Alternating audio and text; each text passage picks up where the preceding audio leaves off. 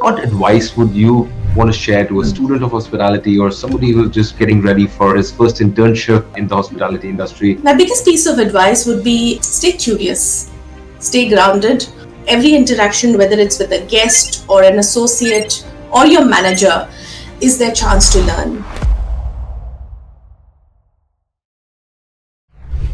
Kia everyone.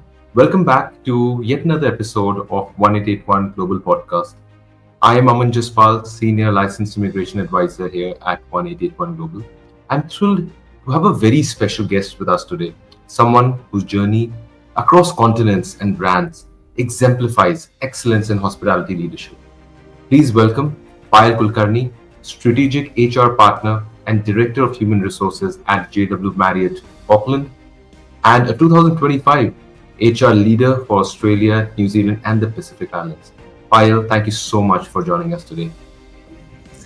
Thank you so much, Aman. It's truly a pleasure to be here. I know we've been planning to get on this podcast for a while, and I'm so glad that it's finally culminated. I've always believed that being in hospitality is about creating meaningful human connections across borders, across cultures, across experiences. So I'm really excited to have this conversation with both of you and share the experiences that I've gained along the way. Yeah, we are super excited, and like Payal said, this has been something we've been trying to put together for a while. Payal is very busy because she's leading an amazing team, and like you just touched on, you've led teams across India, UAE, Jordan, and now New Zealand, and your journey has been both global and it's very people centric. Could you walk us through some highlights of your journey so far? Most certainly, Samina. My journey in hospitality has been, I would say, a rich tapestry of cultures, challenges, and really incredible people. It all began when I started, I completed my bachelor's in hospitality administration from Wellcome Graduate School of Hotel Administration in Manipal in India. And post-graduation, I was selected as a corporate leadership trainee with Hyatt International. Hyatt was growing in India at that point of time, and I got an opportunity to start off as a corporate leadership trainee. It was called a CT in rooms division with the iconic Hyatt Regency Delhi.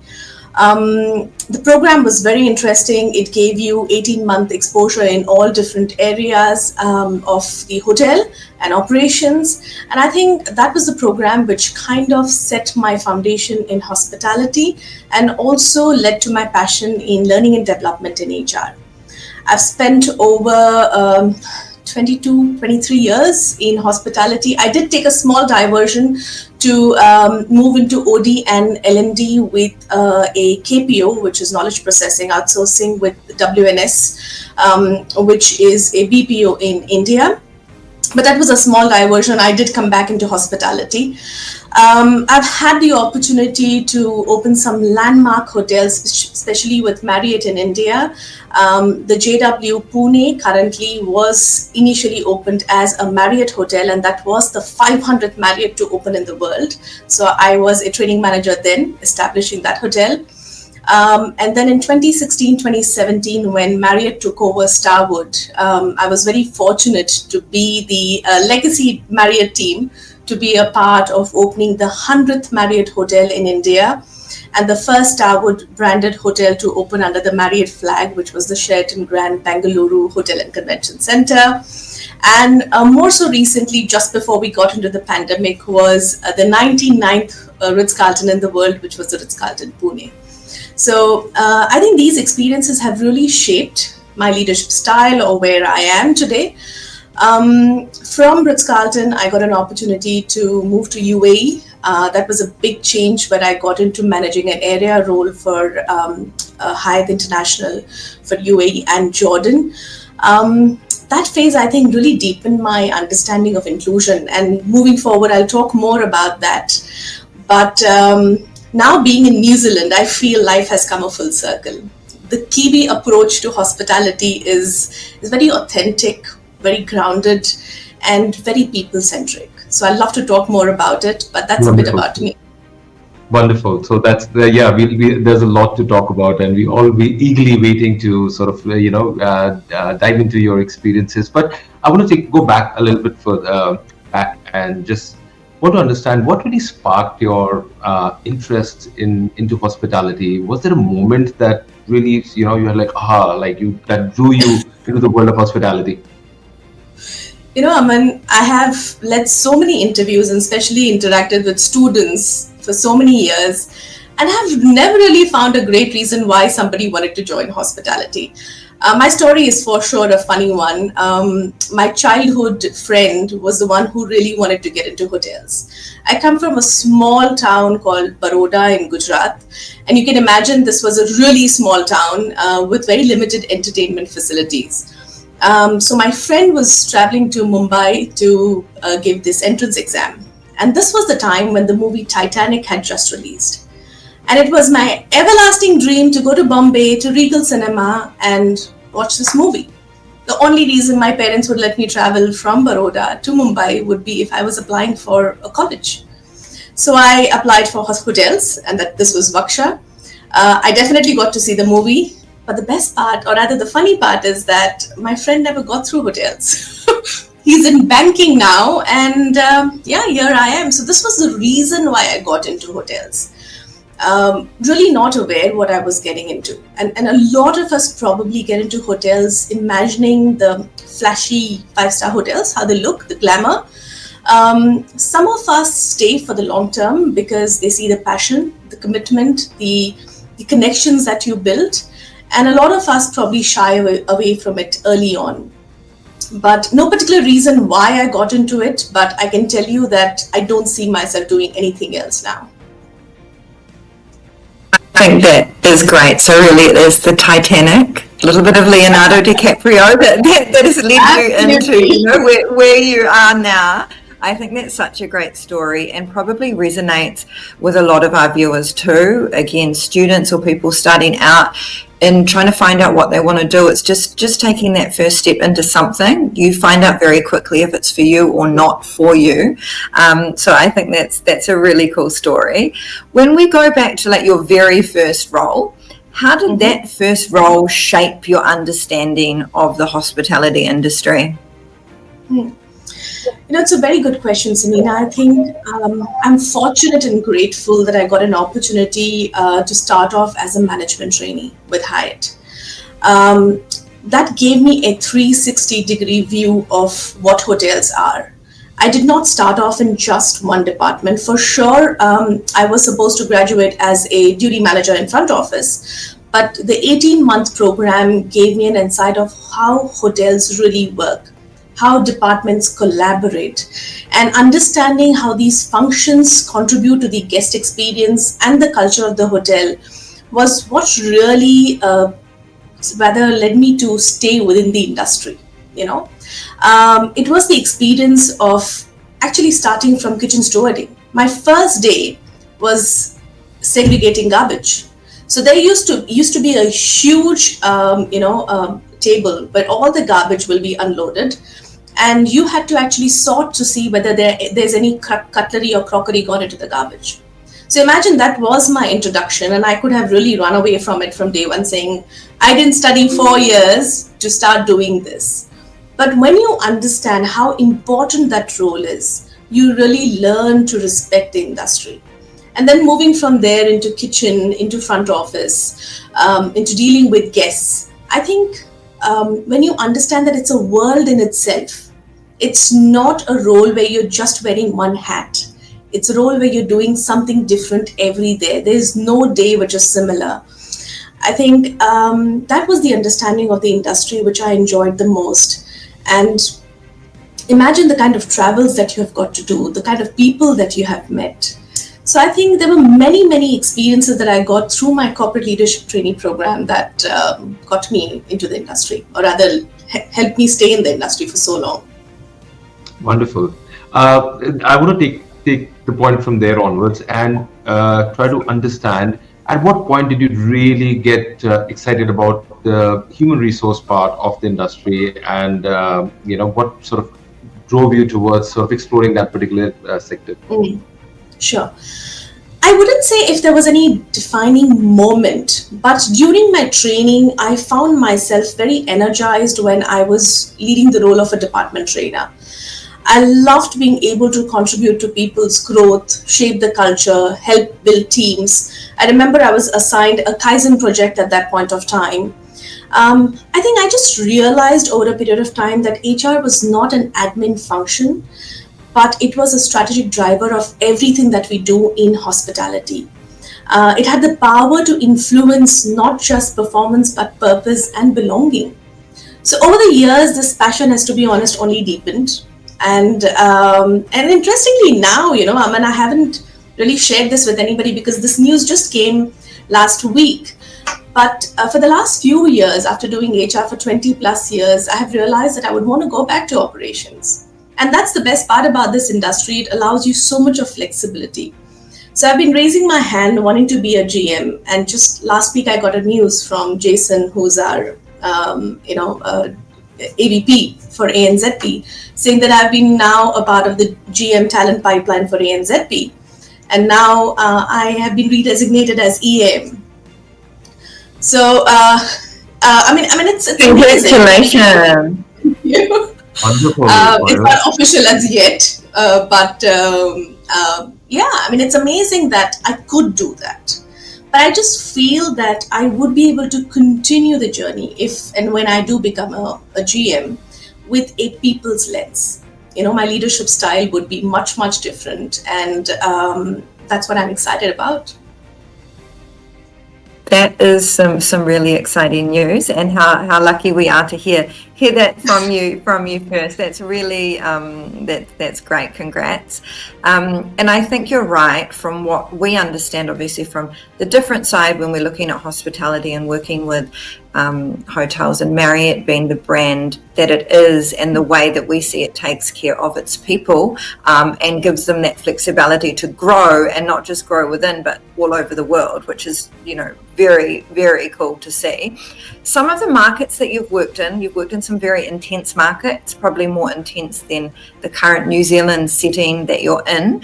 Can you tell us some of those challenges and some of the more intense markets that you've worked in, and how you've managed to navigate those?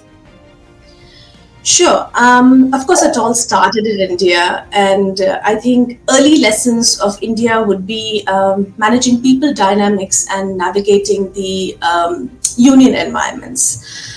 We know that unions in India are definitely influenced by politics, and it can be quite a challenge.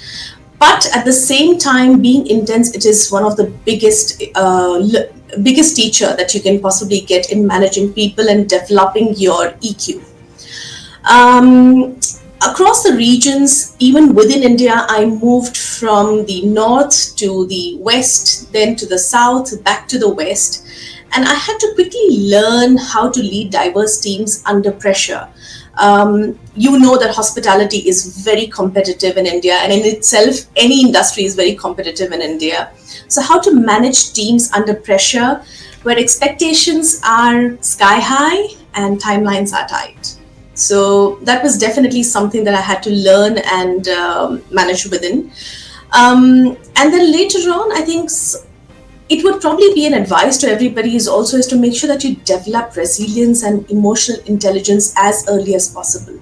Especially today's generation, I know that there's a mixed review about them. They like to be either in silos or they're extremely smart and well exposed at the same time.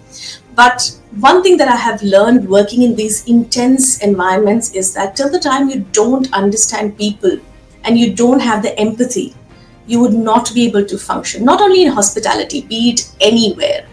And this has to be learned by understanding that trust has to be earned. So when I moved between locations, be it from India to UAE or even to New Zealand, they knew who I was on a resume, but they had to start getting to know me as a person over a period of time. So I had to be consistent. I had to make sure that I was showing genuine willingness to listen, to learn the new cultures, and be empathetic about the change. I think this is what helped me manage these intense situations. Wonderful, such amazing advice, Payal, and I think a lot of young people, young professionals would love to sort of incorporate that in their early careers. I want to just when we're talking about early advice, want to also try to get a piece of advice that you may want to share with someone starting out in hospitality. Like you said, it is a challenging industry. We do not. It's not someone. It's only for the resilient and the passionate, but someone who's just starting out. What advice would you want to share to a student of hospitality or somebody who's just getting ready for his first internship in the hospitality industry? I would love to hear what your advice to them would be like. Sure. I think my biggest piece of advice would be stay curious, stay grounded. Hospitality is one of the most dynamic, people driven industry. Every interaction, whether it's with a guest or an associate or your manager, is their chance to learn. And it's not just about the business, but about the people, cultures, and yourself. I mean, we have a lot of international interns coming, working with us at the JW Marriott. I mean, we have from India, from Nepal, from Korea, a lot of them now coming from the Netherlands as well. And this is my advice to them. Another bit is that this is not an industry for someone who wants a quick win or an instant success. It is for those who are in for a long haul. Someone who's passionate about service, about creating experiences, and growing with challenges. So you will have to be patient. You'll have to be patient. And there's patience and hard work is going to be your mantra for a very long time. There are going to be long days on your feet. The learning curve is going to be really steep. But if you stick with it, the rewards are incredibly fulfilling. So I always tell them that when you start something new, give yourself a minimum of 90 days before you make a decision of whether it's for me or not, especially the youngsters. But anyone who starts a new job, my advice to them is 6 months. Before 6 months, you shouldn't make any sort of a decision. Post which, for sure, maybe it's not for you. Great, that's great advice. And stay curious, for that time. And I think anything that they're learning, even if it's not for them, there's a lot that they can take out of that experience for sure. You've touched on your leadership. You actually used the word leadership style before, and how HR has sort of helped shape that. But what defines your leadership style today? That's a very good question. When I was preparing for this question, I really had to look inside and wonder how to put it into words. I just feel that over the years, and probably for the last 10 years, easily my leadership style has been more people driven. Initially, when I was growing up the ranks, it was definitely task driven. The idea was to get something completed and move forward. But now it's more people driven, more purpose driven, saying that whatever decisions that I'm taking as a leader, they should be able to achieve the ultimate purpose that we have set for ourselves. They're more strategic in nature. It could be an example of, we're just planning 2026. And I'll give you a simple example. We were thinking whether we should do some activations or not. And that's when I made a simple table saying, let's understand what is it that the employees want and what does the business need. Depending on whether both of these align to whether those activations are required or not, will help me understand whether I should implement them or not. So I think that's how the leadership style has eventually evolved. I also place a lot of emphasis on clarity and trust, to making sure that I'm setting clear expectations with the team that I'm working. Definitely in New Zealand, you don't have the advantage of having a huge team. You and maybe one more person is the team, but that's the fun of it. So I would say probably more purpose-driven leadership style. That's amazing. Payal, Marriott Auckland has also just been recognized as 2025 HRD award winner for Employer of the Year. I think that's the award, right, if I'm correct. What's the journey been like, and what does it really say about the culture that you have developed for the business? True. yes, we are the finalist in the 2025 HRD Awards, and fingers crossed the results come on 19th of November. But we are the awardee excellences, and I think that in itself is such a huge honor. The journey of transitioning and opening JW Marriott Auckland has been truly unique. A phrase that we have coined for ourselves when we were opening this is that we are building the plane as we are flying, because we got 9 days to shut the hotel and open it as JW Marriott, and you possibly cannot do that in 9 days. So for literally 2+ years, we were fully renovating the hotel while operating. So it was a very unique and a challenging situation for everybody.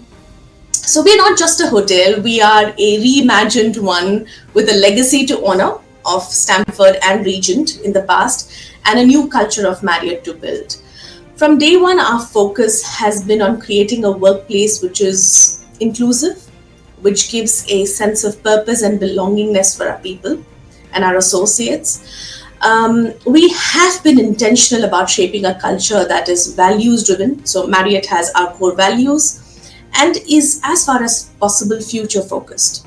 So we want to make sure that we are, while respecting our legacy, but at the same time making sure that we're aligning for what's set forward for us. We're very much targeted towards ensuring there is an onboarding experience, training opportunities. Our total rewards and benefits of Marriott for sure adds a huge value to it.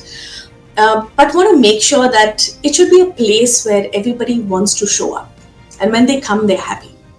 So a lot of effort goes into it, and it's not just one team member or one department, but everybody has been collaborative towards that. What I see from when I follow your journey, and what I see the initiatives that you put in place, you're also very closely involved with initiatives outside of the workplace, which I see your team is part of, like Road to Give, I've seen recently. So can you tell us about those efforts and what they mean to you personally? Absolutely. So Road to Give is an annual Marriott initiative that is done between a set time period of a month across the world. So across all our 9,800 plus properties, Road to Give is an initiative. For Australia, New Zealand and Pacific Island area, for the last 2 years and 1 more year ahead, all the donations will be towards UN efforts of Markets for Change, which is basically supporting women in Fiji by helping them build a more sustainable livelihood. So everything that we collect goes straight to that. I personally feel that this initiative, and even WARG, which is Women Associate Resource Group, all of these initiatives eventually work under the umbrella of Marriott Business Council. So we have 3 counterparts to the Marriott Business Council. One is the Women Associate Resource Group. Second is Next Gen Business Council. This is run by anybody who is under 30 years of age.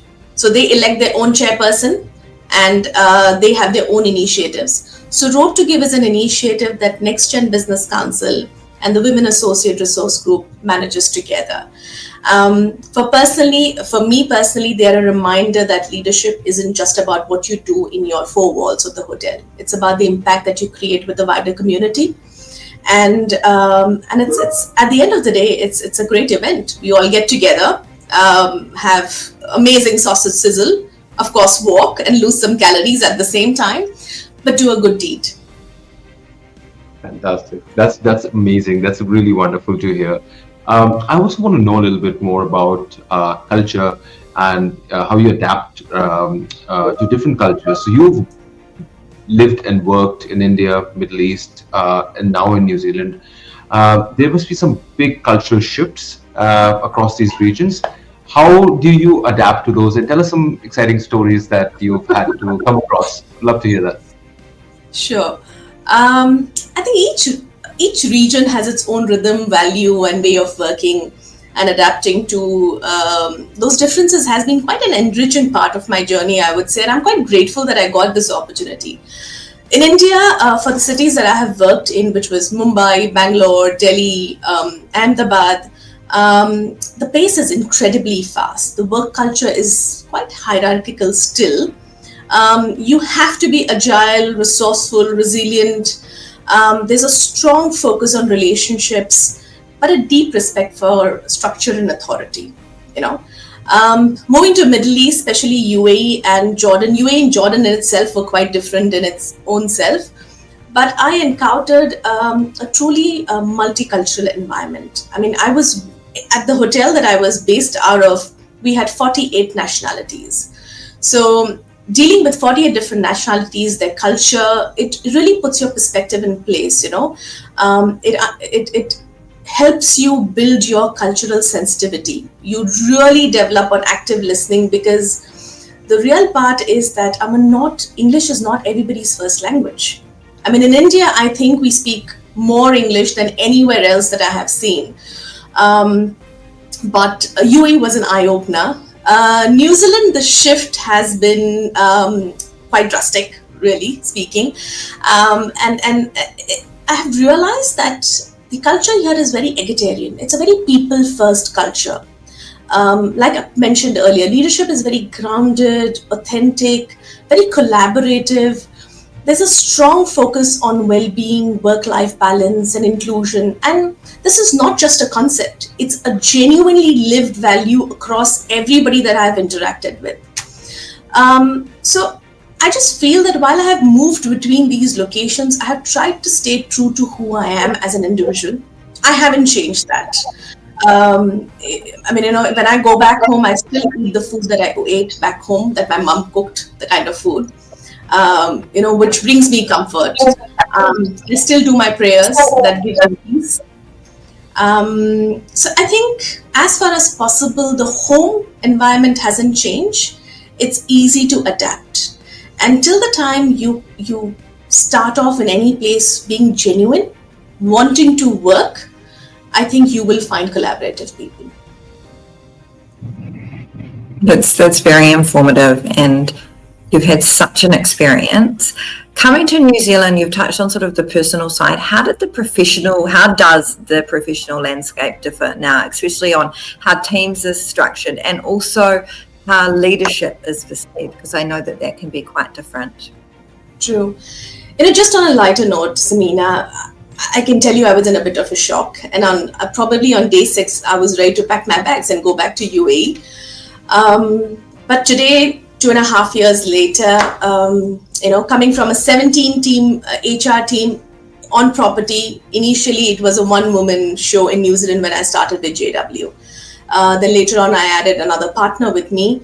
And I have learned that this transition may feel a lot, but this hands-on approach where there is no layers, no buffers, you just have to roll up your sleeves and get stuck in, honestly has taught me a lot. It has taught me the respect and the value of hard work in a whole new way.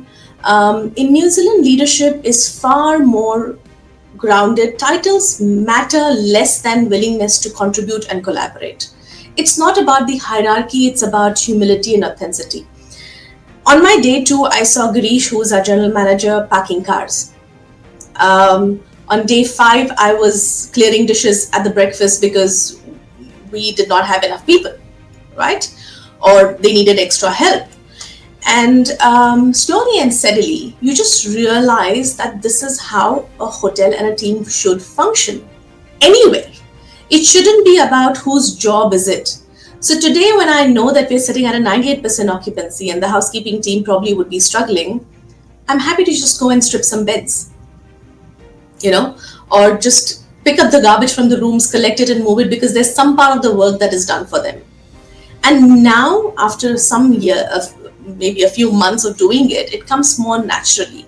So I personally feel, I wish what we do here in New Zealand is something that we can adapt in the other parts of the world as well, because genuinely it trains you or teaches you the real meaning of what a hotelier is. So wonderfully put, Payal. I think this is something incredible that New Zealand does teach you, not just in hospitality, but in any industry, the whole aspect of team building and what really means being part of a team.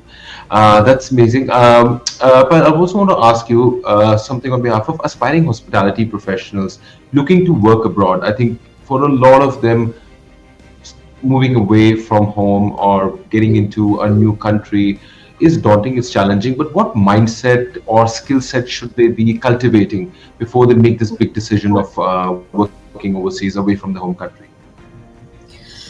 The mindset definitely has to be of wanting to adapt to a new culture. If you're going to come to a new country and start comparing to your country, it's not going to work out. So it has to be about curiosity and not comparison. You have to be ready that it is going to be different. It's not going to be the same. If it was the same, then you might as well stay in your own country, right? Come here to learn the new culture. Everyone who travels here, so I usually have a batch of about 20 to 25 interns at one point of time. I always tell them, go out, walk around, travel, eat the local food, talk to everybody. And I think that is going to get you in a sense of what it means of coming to a different country, right? So being open and being ready to unlearn and relearn. Till the time you have that mindset, I know when students come or aspiring hoteliers, when they come, they would have some set ways of what they might have done in the past. But when you make a change, you have to be ready to adapt. So it's absolutely okay to approach a new environment with curiosity and not comparison. Skill set can be taught, but till the time you ensure that you are showcasing the emotional resilience to learn something new, the person across the table would take 2 steps and teach you that. So I think it's important to connect with people, be ready to be grounded, especially if you're coming to New Zealand, please be ready to roll up your sleeves. It's going to be fun. Yeah, I love that. Learn and unlearn. I think all of us can take something from that. And you're right, the Kiwi culture is that everybody gets stuck in. Everybody is willing, in that team environment, especially good ones, to help out. So that's great advice. We have seen a lot of movement in the New Zealand hospitality sector, especially after COVID and even more recently within, the last 18 months. Where do you see the most opportunity for, young Kiwis or Kiwis in the hospitality profession, as well as skilled migrants looking at coming to New Zealand from offshore? Sure. Rightfully said, Samina, there's a lot of momentum in the sector right now. And if I'm just looking at the lens from a Marriott point of view, we have 3 new hotels that have already been announced. We have a Moxie that is coming in Auckland. We have a Moxie coming in Queenstown. And then the Sheraton, which is going to be in Christchurch. I mean, that's going to showcase our footprint in South Island as well. And recently in our conversation, in our conference with our AVP, Jason, he mentioned that the strategy is to move from 50 hotels in Australia, New Zealand and Pacific Islands to 70 hotels in the next 3 years. So that's the kind of growth that the entire Australia, New Zealand and Pacific Islands is going to go through just from Marriott point of view.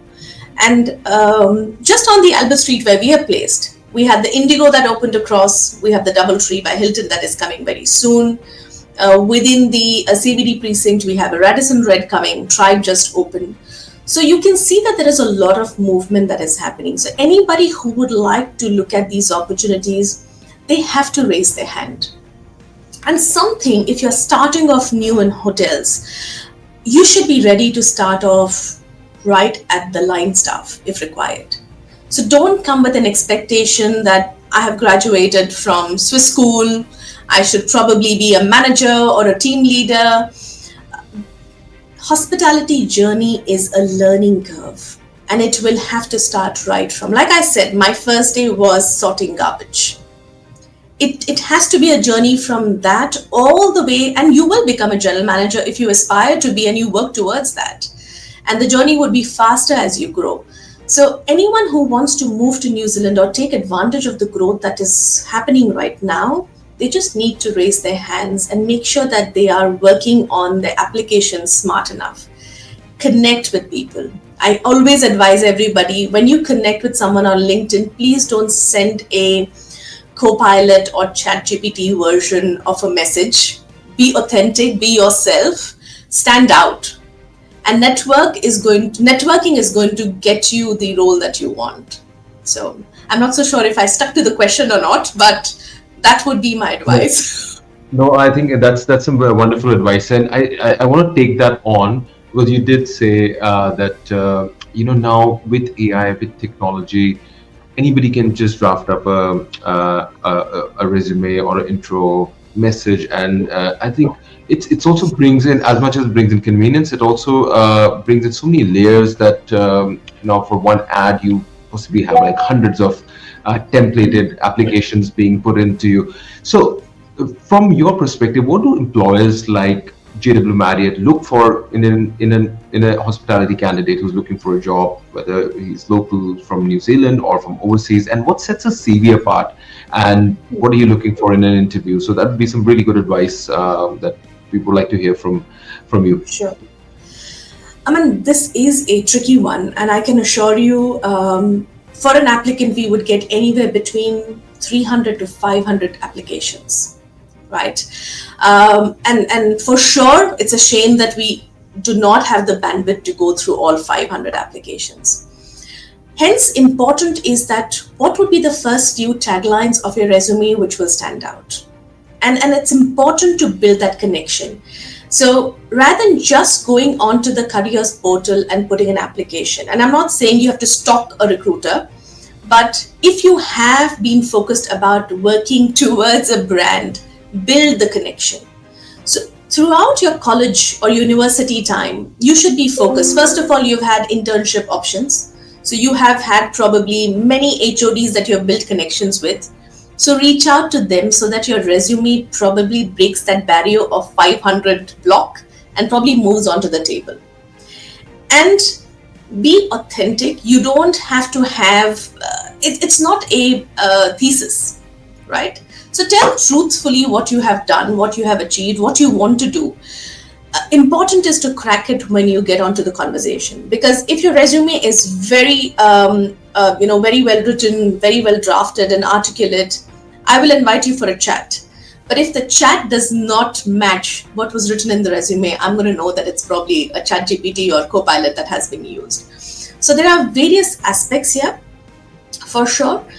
Make sure that probably breaking it down, make sure your resume is interesting, authentic, but most importantly, you have to plan this in advance. It suddenly can't be when you are graduating that now you're sending your applications everywhere. So you have to build your connections and make sure that that platform is ready for you to establish yourself. Advice. It's something that we often see, especially for people coming over from offshore. But again, like you said, it's planning. You understand that this is the brand that I want to be working for or working with. Start planning early. So I think that's really good advice. We've touched on this again, but New Zealand, the growth that's been happening. Where do you feel like the industry is headed in New Zealand? And are there any things that you see, any trends that excite you?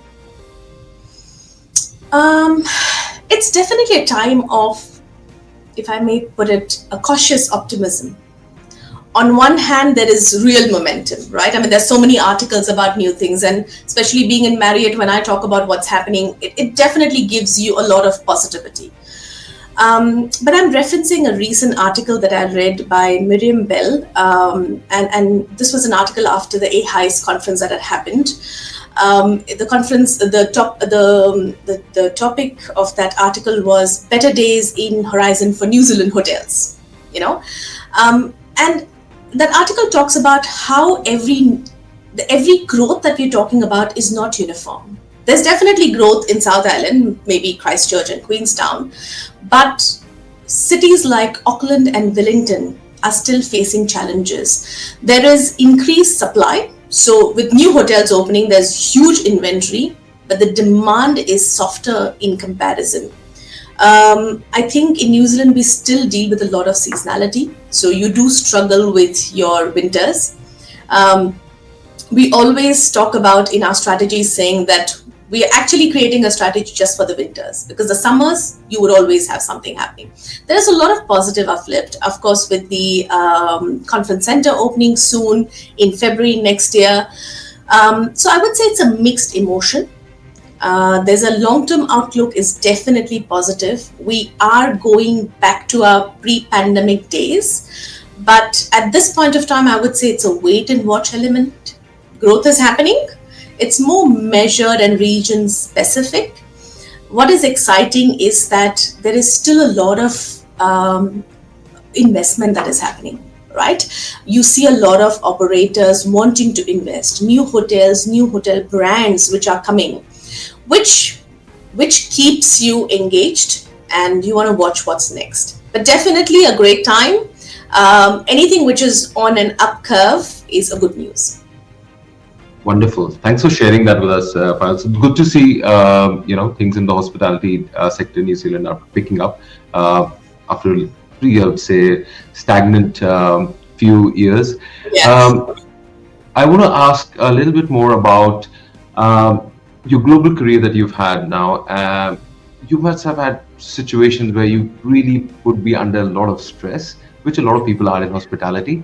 But when you're leading, when you're in a position of leading the HR team of a big brand like Marriott, obviously the stress levels are at another level. How do you stay grounded? How do you manage to take control of surroundings so that it doesn't affect you inside? At no point am I suggesting that I'm perfect, but I think in the last few years, I have coined some term for myself. And I have said that I'm not going to focus on work-life balance because that's never going to happen. Balance means that everything has to be equal. It cannot be equal, right? So I'm focusing on work-life prioritizing. So when I'm at work, I'm at work. My son, who's now 20 years old, he doesn't need me as often, but he knows that if I don't pick up his call, it's probably because I'm busy. And I might not return his call immediately. But he knows that when I'm at home, I'm 100% with him. So I just ensure that I've tried to build myself to not feel guilty for not doing something because I'm at work. If I start imagining, oh my God, I couldn't do this or I couldn't attend this event, a family function or whatever because I'm at work, that's work-life priority. I'm at work, so I'm going to give my 100% here. But when I'm at home, I'm 100% at home. In the last 20 plus years, I've never taken the laptop home. I hope my boss doesn't listen to this, but I don't take the laptop home at all. I know if I need to, somebody's going to give me a call and I will be here if required. But when I'm with my family, I'm 100% with my family. And I think just this distinction, it's tough to achieve. But the minute you start working towards it, it's going to give you a lot of peace of mind. I resonate with that so much. I think that, like you said, it's very tough to achieve, but if you put those boundaries, and I think as a woman and as a mother and as somebody in a role like yourself, a lot of us as women can resonate with that. Mothers, and just working professionals, there's a lot that you have to balance. And when you balance, I like that word, I prioritize. So if I'm at work, it's that really resonates with me, and I'm sure it will resonate with others as well. Further on that, for anybody sort of in a career like yours, there are always setbacks. We all have them as we're working towards, the future. What has been something on your journey that felt like a setback, but that ended up shaping maybe how you moved forward in your career further?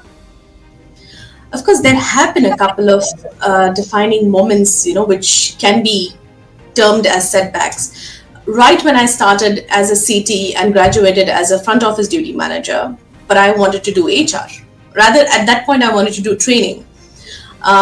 It wasn't a possibility. And that's when I moved to Marriott. And Marriott took a chance on me, but they said that it's not going to be a manager position. You would have to start all the way from the line staff. So I said, absolutely, this is what I want to do and I'm fine. And over the period of times, because I got to do what I wanted to, I never felt that it was really a setback. And I grew much faster because I was doing what I wanted to. And then probably 5 to 8 years back when I realized that I've led a property, open properties, led area. I think I've done what I wanted to in HR and I want to go back to operations. the most recent news that I shared with you showcases that when I took a chance of moving to New Zealand and from an area role go back to a property role, it hasn't been a setback at all. I have been able to maneuver my career in a different direction, and it's going to get a different growth altogether. So, till the time you know why you are doing that, it really isn't a setback. So, you have to be able to identify that. Till the time you know that you're doing this because you enjoy what you're going to do and you're sure of what that journey is going to be. I always reference something that I had learned when I was reading this book called Secret. That when you're driving on a long road, let's say in the night, you don't know the entire road all the way to your goal. You can only see what your lights can show of the car. That's the distance that you can see and plan for. So that's what I follow with myself. I plan what I can see and keep planning accordingly and eventually reach the goal. That's wonderful. Payal, I want to go back to what you mentioned because that stuck with me, the work-life priority. I want to understand, do you have any routines or habits that you put in place? You said one thing was, not making sure that you take your laptop back at home. Any other conscious habits that others could incorporate? Because, we live in a world where we literally carry our family with us in our pockets, or we carry our work with us in our pockets everywhere. So that's that segregation that you spoke about. It's so much more important in today's day and age, where with lines of work, family, everything is blurred. True. So tell us a little bit more. Any other routines that people can use to incorporate to maintain this work-life Sure. priority that you talk about? I love discipline. I mean, this is one place I'm quite old school in. So, getting up in the morning, making my bed is something which genuinely is a habit that I have never stopped. I used to hate doing that as a child, but I've realized the value behind it. Because when you come back home, you come to a clean bed. Secondly, I try my level best, and this is something which I'm working on at this point of time, but I try my level best not to pick up my phone first thing in the morning to check my emails, because that is going to change my mindset instantly. The minute I start checking my emails, I'm going to be like, okay, what's happening at work? And your entire thought, or rather the work towards the work-life prioritization, can go away. So I make sure that I make my cup of coffee or chai, depends on what mood I'm in on that day. I usually try to find some time with myself. It could just be a chat with my husband, talk about the day, plan the day, but ensuring that I do my prayers every day. So some sort of meditation, which helps me get aligned a bit. And I have different I have different songs set up for different days, which is going to set my mood for a particular day. But I'm quite boring that way in my routine, but I'm governed by habit. So I just feel that when I have a routine, it just helps me stay more peaceful and in the moment, because I know the minute I enter the hotel, there is no routine that can go around, because what's going to come and face me doesn't give me the stability. So my morning gives me the stability for the day that's coming my way. That helps you prepare for what's to come. And what about outside of the workplace? What are you passionate outside of work? You've touched a little bit on home and your routine, but what are you passionate about? Well, I love to read, and I love to read thriller novels. So James Patterson is my favorite. It's definitely a very gory one to go to, but I love psychological thrillers. At the same time, I do a lot of reading, which will help me. So one of the books that I finished for the second time is Atomic Habits. So, or even going back to, I've read Who Moved My Cheese so many times, and I feel every time I've read that book, it gives me a different learning or a perspective.